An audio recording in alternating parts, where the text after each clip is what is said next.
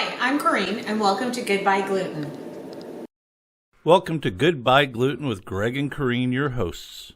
So please like this video, share it with friends, and subscribe to our channel. So today we are making one of the top foods in the US, pizza. Making it homemade, making it from scratch. We are using the Bob's Red Mill pizza crust mix, so let's see what we're going to need.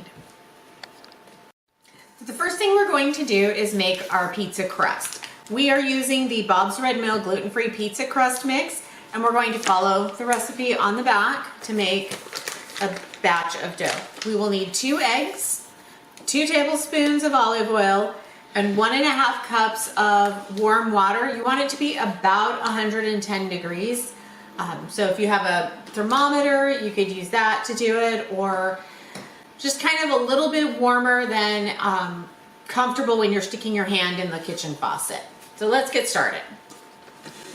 One of the nice things about this mix is it comes with your yeast packet, so make sure you fish that out.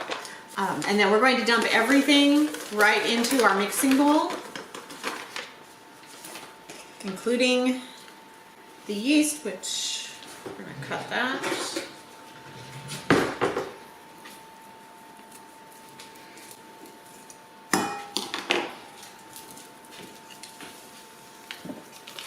Everything in. And then what I like to do is mix all of my wet stuff. So got my 2 eggs, my olive oil. We're gonna put it all into the water and then put that all into the bowl.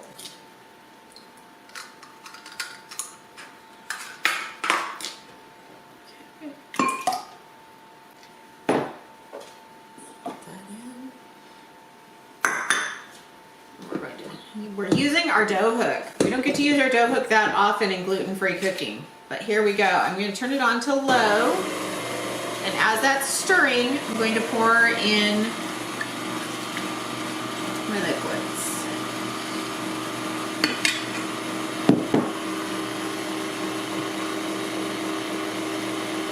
So now it's mixing. I'm going to turn it up just a little bit.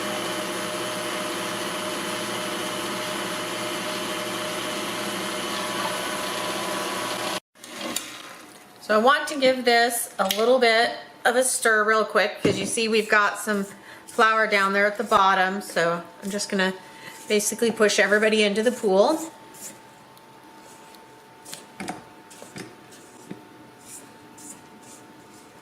And you can see this is coming together like a traditional dough, something like what we'd see on a gluten dough. That's really nicely done. We're gonna put this back in and mix this for a couple more minutes until it's all incorporated. Alright, so this is pretty much coming together. You can see it just fell right off the mixing the hook. If any of you make bread pre-gluten free, you'll know what I mean when you say that's really happy to see. So now I'm just going to give this one final stir, make sure I don't have any pockets of flour hiding in the bottom of the bowl. Oh, yeah. So this will kind of depend, the length of time it takes to mix this together will depend on the humidity outside, the level of moisture in the air in your house, how warm it is, phase of the moon. Bread making's always been one of those arts that's a challenge. Your husband's impatience. So we're going to do that. We are going to take this off the mixer. You want to set this in a warm place. If your kitchen isn't very warm, you can always turn your oven on to about 200, preheat it, get it warmed up, and then turn it off and set your bowl on top of the stove away from all burners, and that residual heat will help as well. So we will be back in about an hour. So it's been about an hour. You can see here the top of my... It's been about an hour. You can see here that the plastic wrap has some steam on it. It's got some air bubbles in there. Now as we take this off, save the plastic wrap because we'll need it again. You can see here this is risen It's not like a gluten dough, but this is really good for a gluten-free dough. You can see it's kind of a little bit lighter in texture. We're going to kind of just go along, pull this aside from the sides, and it's turning into a really nice dough. So what we're going to do is today we're going to make 2 small round pizzas for Greg and I's dinner. The remainder of the dough I'm going to put onto a large cookie sheet and bake that to freeze for later. So doing that, I'm going to take a scoop of the dough, I don't know, about a third, maybe, or not a third, but like a 1/6 of it. So I don't want a ton. These are individual pizzas after all. And then I'll take this. You can either use your hands to press it out, or if you have one, you can use a rolling pin, except mine's a little, that's not gonna work. So we will just use our fingers to press this out. So I'm using cellophane or plastic wrap to keep the dough from sticking to my hands or my rolling pin. Gluten-free flours tend to be a little bit stickier than what we're used to. So.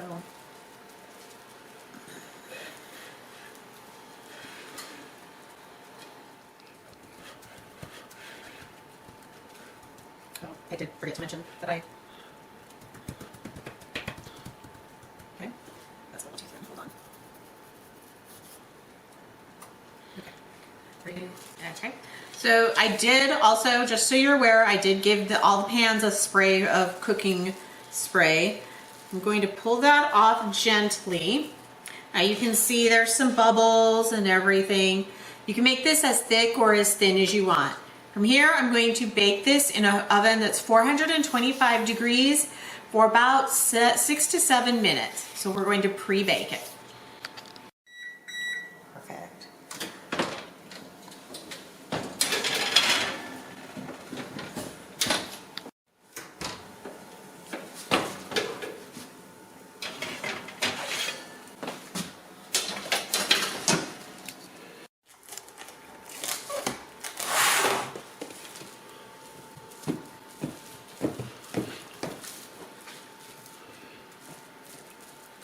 It's a lot larger pizza dough. Mm-hmm.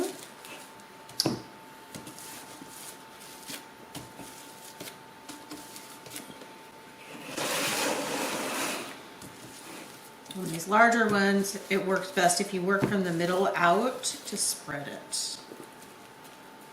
And a water bottle works well as a rolling pin that fits inside of my pan.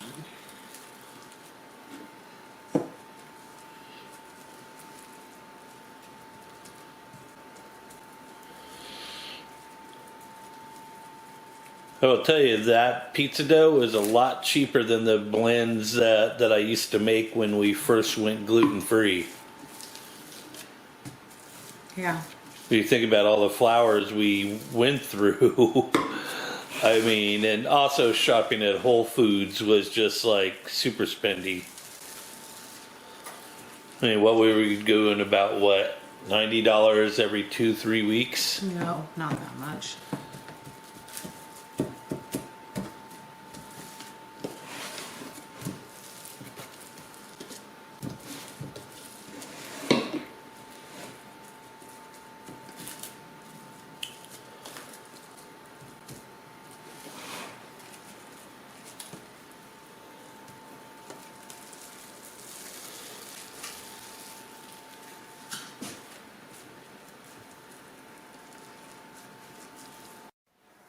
So I have this larger one already spread out. I'm going to take the edge of my spatula, you could use the back of a knife, and score it along the middle, making 4 individual pizza crusts.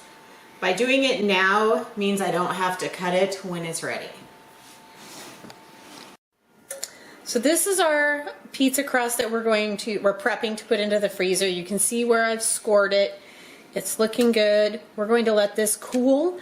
I did bake it about 12 minutes because it's a larger piece and it's going to be going into the freezer. So we're going to let this cool. We'll cut it into sections and put it into a Ziploc bag and freeze it.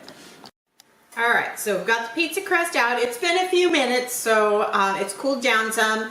I always like to move it around, make sure it's not sticking to the bottom. So if you've just pulled this out of your oven, use a pot holder and maybe a spatula or something to help that out. So we're going to top this with different things we have here. We've got some mozzarella cheese. We get ours at Costco and then divide it up into smaller baggies and freeze them. We have some spinach, mushrooms, pepperonis. Again, we buy the big bags at Costco, put them in smaller baggies and freeze them. And then some diced black olives. I also have some pizza sauce here. You can use a simple tomato sauce if you like. You can use spaghetti sauce like a ragu or prego if you like that. Or you can actually buy pizza sauce, whatever you like. And if you're one of those people that likes the white sauce on it, well, okay, you're allowed. The nice thing about making pizza like this is you get to customize it and do it however you want. When our kids were little, we used to have pizza parties where their friends would come over and everybody would make their own pizzas. It was always a hit. So I'm going to do some spinach on mine. Always trying to get some vegetables in, right? Leave a few pieces for Greg. Spread it around. Put some cheese on top to hide it, make it stick, and keep it from burning. You could also do this with fresh basil if you had some. We've done this with chopped Tuscan kale. It's not quite as good as spinach, but it works. A little bit more. Even fresh Thai basil. You can use any of those fresh herbs. Now I'm going to go into some pepperonis. And I'm adding some sliced mushroom.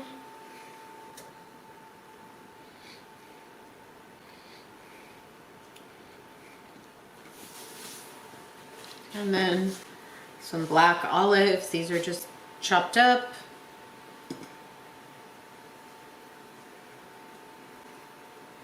If you have some ham in the fridge, you could put that on. And there's all sorts of things you can do with homemade pizza. Okay. Now another small layer of cheese.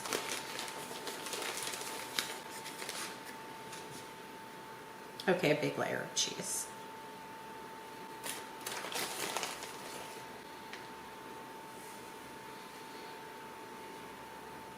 And there we have it. It's ready to go back into the oven at 425 for about 15 to 18 minutes as the package says. I will be checking this at 12 minutes because it is a smaller pizza size than what they're anticipating in the package.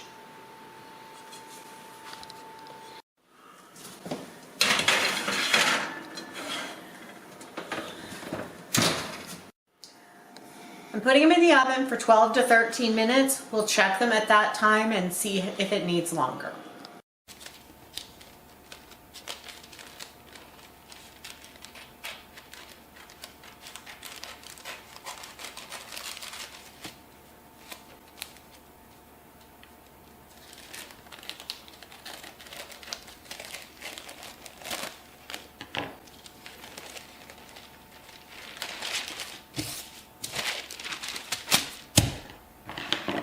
Alright, I've got my parchment paper cut into smaller sizes. I have my Ziploc bag labeled, ready to go. So what I'll do is put a piece of parchment paper in between each pizza crust. This way, when you freeze them, you can pull them right out. So I pulled them out of the pan, cut them up, let them cool completely before you put them into the freezer. They'll last, well, until they're gone, but typically a couple of weeks, and probably 3 to 4 weeks. Well, I thought we had them for a couple of months sometimes. No, pizza doesn't last that long in our house. There you have it. All right, so let's take this off. I've let this cool a few minutes. That's why I'm touching the pan. So now we're going to cut it. I got Greg this last year. He's been wanting one. It's a Kitchen Star and it's a large cutter. You can find it on Amazon.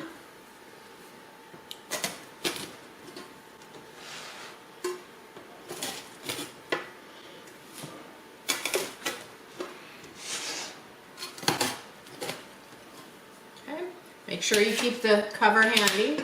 So now, just slide this back onto our plate. Haha, look at that. Now we're ready to taste this. Let's see what we think. Look at that. Hot.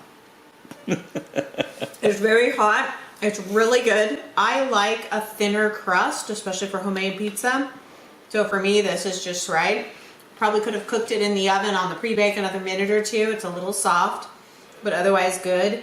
The crust, though, the parts that were exposed are nice and crispy.